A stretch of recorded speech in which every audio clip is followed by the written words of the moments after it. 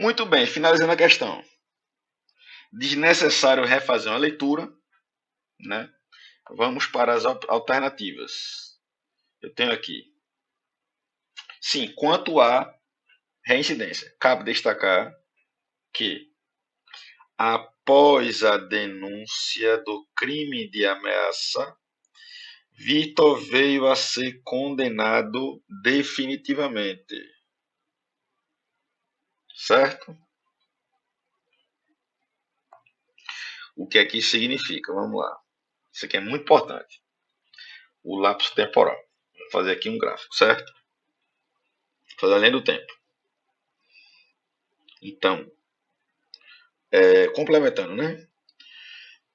Os fatos criminosos ocorreram antes mesmo da infração penal cometida. Contexto. Então, vou fazer o seguinte. Eu vou colocar aqui de azul os crimes de documento falso. Então, aqui eu tenho os fatos. E aqui eu tenho o trânsito. E aqui em vermelho, eu tenho aqui os fatos.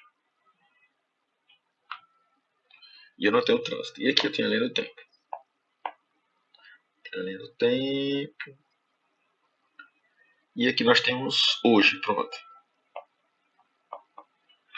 Vamos lá. Vamos analisar isso aqui junto. Muito importante. Então, após a denúncia do crime de ameaça, se é após a denúncia, então os fatos do crime de ameaça já ocorreram. Após a denúncia, depois da denúncia em diante, houve o trânsito em julgado. Então, aqui o trânsito do documento falso, que é o azul, ocorreu depois dos fatos. Por quê? Porque se foi após a denúncia, eu não poderia denunciar o que nem aconteceu, certo? Então, a denúncia pressupõe os fatos anteriores, certo? Então, esse raciocínio aqui, de longo tempo, pode ser até básico para algumas pessoas, mas eu preciso explicar isso para quem não acompanhou, porque vai mudar totalmente a resolução da questão, certo? Então eu tive aqui, nesse momento aqui, nesse F vermelho aqui, eu tive o quê? Eu tive os fatos da ameaça, certo? Eu vou colocar aqui de vermelho. Ó, aqui eu tive a ameaça, certo? E após a denúncia do crime de ameaça, tudo vermelho, aí aconteceu o quê? Condenação definitiva, azul, ó. Condenação aqui, ó. Condenação, certo? Então a pergunta que eu faço é: durante a perpetração, a ação criminosa de ameaça, vou fazer uma pergunta aqui interessante para vocês. Durante a prática do crime de ameaça, que está aqui, ó, esses fatos, ó, havia alguma condenação anterior? Está aqui para trás, né? Aqui é o futuro, né? Ó, futuro. Aqui é o passado, né? A linha do tempo. Passado. Aqui para trás, eu tenho alguma condenação? A resposta é não. Não tenho condenação. Nessa data aqui, eu não tinha condenação. Certo? Como eu cometi um crime sem ter condenação, eu sou ou não reincidente? Não, eu não sou reincidente. Porque a reincidência requer o trânsito em julgado de outro crime. Certo? Isso é muito importante. Vamos voltar no artigo 63 do Código Penal, para não ter nenhuma dúvida. Vamos voltar rapidamente. Pronto. Estamos aqui, voltamos aqui na reincidência, Código Penal, artigo 63. A reincidência verifica-se quando o agente, comete novo crime. Quando? Depois de quê? depois de transitar em julgado a sentença. Muita atenção. Comete depois de transitar em julgado a sentença. Então tem muito operador de direito por aí que não entende a reincidência. É normal, viu, senhores? E a OAB fez a questão para quem não entende a reincidência. Então vamos lá, reincidência o que é? Cometer crime tendo um trânsito em julgado antes do dia que cometi. 1 minuto antes. Eu preciso de 1 minuto antes do cometimento do crime. Ou seja, o que é cometer crime? Consumação ou tentativa. Não interessa se esse crime aqui vai ter prisão, denúncia, condenação, não interessa. Interessa que eu cometi ele 1 minuto depois de haver um trânsito em julgado. Se eu fiz isso, de 1 minuto depois até 5 anos, que é o máximo.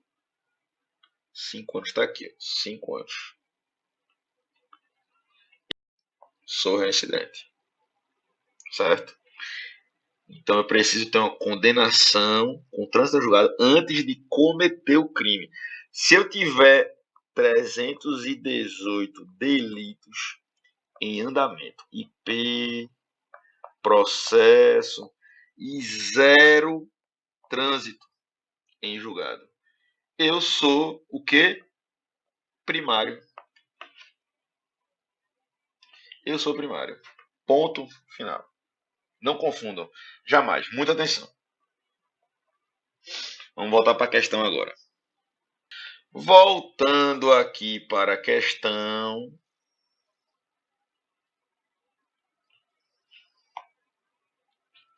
Vamos agora matar essa questão aqui 100%, certo? Primeiro,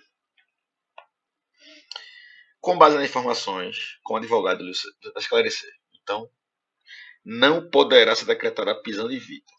Está errado aqui, certo? Pois não haverá situação de flagrância. Ok, é verdade, não tem flagrância. Tudo bem. Palmas para a questão, não tem flagrância. Porém, eu pergunto. Tá certo essa parte aqui. Mas ele fala prisão. Então, você, causídico aprovado na OAB, tem que saber que tem quantos tipos de prisão. Eu vou chamar de 4 tipos de prisão, certo? Que, na verdade, 4 tipos que se enquadram em 2 subtipos. Então, eu tenho a prisão pena, que é a prisão com o trânsito em julgado. E é a única que gera o que, pessoal? Artigo 63 do Código Penal, reincidência. E a prisão não pena. Pronto, vou chamar assim, não pena. Ou cautelar, certo? Ou provisória, ou instrumental, ou outros nomes que os doutrinadores inventem. Mas eu tenho que saber que tem 2 tipos de pena. A pena, que gera o trânsito, gera a reincidência, e as outras, que é não pena, instrumental, cautelar, provisória. Aí dessa natureza aqui eu tenho 3 tipos. Eu tenho essa aqui, que é de flagrante, certo? E eu tenho 2 que não são de flagrantes, que o juiz decreta. Uma é a temporária, e a outra é o objeto do nosso estudo hoje, a preventiva. Ok? Então eu tenho a prisão pena, que é a punição pelo cometimento do crime, que gera reincidência porque transita em julgado. Eu tenho a prisão não pena, que são cautelares. Né? Por enquanto, eu preciso restringir a liberdade do sujeito por algum motivo. Então, temporária, preventiva ou flagrante. Vamos voltar agora aqui. Apagar aqui. Limpar tudo. Tudinho. Tudo limpo. Vamos voltar aqui. Então, primeira opção descartada. não poderá decretar a prisão de Vitor. Poderá, sim. Poderá. Mas realmente não é uma flagrância. Obviamente é uma flagrância. Né? Descumprir medida cautelar não é um crime. Descumprir medida protetiva de urgência não é um crime, porque a medida cautelar não é um crime. Por quê? Porque para ser crime, senhoras, tem que ter uma lei em sentido estrito, determinando uma conduta e combinando a pena. Princípio da legalidade do direito penal. Para ser crime, tem que ter isso. Não tem nenhuma lei dizendo que descumprir medida protetiva de urgência gera uma pena. Mas tem um procedimento decorrente dessa descumprimento, que é a possibilidade de decretação da prisão preventiva. Muito bem, letra B, vamos lá. Letra B. Não poderá ser decretada a prisão preventiva de Vitor. Errado, acabou aí. Não poderá. Errado. Poderá, claro. Pois o crime de ameaça tem pena inferior a 4 anos. Esse aqui tá certo. Claro, tá aqui. Ó. A pena da ameaça. É 6 meses a pena máxima. Então, pelo crime de ameaça por si só, de fato, não haverá a condição, não vai ser hipótese de cabimento de decreto de prisão preventiva. E ele é tecnicamente primário, certo ou errado? Certíssimo, certíssimo isso aqui. A gente tem que ter cuidado, porque a gente fez aqui um aprofundamento na reincidência. Então, a OAB, de forma, diria, cruel e brilhante, soube explorar esse tema de primariedade para quem realmente domina ou não esse assunto. Então, fizemos uma revisão profunda. Tenho certeza que você sabe agora que ele é primário. Por que ele é primário? Porque no momento em que ele comete o crime de ameaça, no momento do cometimento do crime de ameaça, ele não tinha ainda trânsito em julgado de nenhum outro crime. Certo? Por quê? Porque a questão fala claramente que depois da denúncia do crime de ameaça, ou seja, os fatos já ocorreram, a denúncia posterior aos fatos, ele veio a ser condenado definitivamente. Está aqui. Certo? Após a denúncia. Muito bem, então, tecnicamente primário, sim. E o crime de ameaça, como você disse, é inferior, não tem pena inferior a 4 anos. Letra C. Então esse aqui está errado também.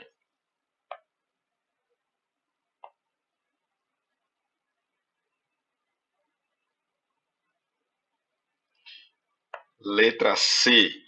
Poderá ser decretada a prisão preventiva de Vitor. Ok, muito bom. Até aqui, tranquilo.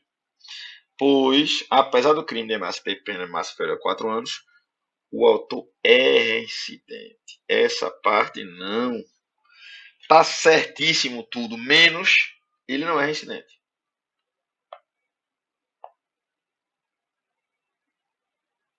Pronto, foi esse o da questão. Então, quando estiver estudando, é importante saber cada palavra da questão, porque está errado, ok? E vamos para a letra D, que é o gabarito. Não tem como não ser. Se a questão fosse nula, eu não ia trazer aqui. Sem avisar. Poderá ser decretada a prisão preventiva de Vitor, por quê? Porque a hipótese de descumprimento de medida protetiva, no caso de violência doméstica familiar, então pode sim, mesmo sendo primário, porque ele é primário, porque foi após a denúncia que teve a condenação definitiva, e tendo em vista a existência de medida protetiva de urgência anterior descumprida. Exatamente. Esta é a hipótese de cabimento da prisão preventiva.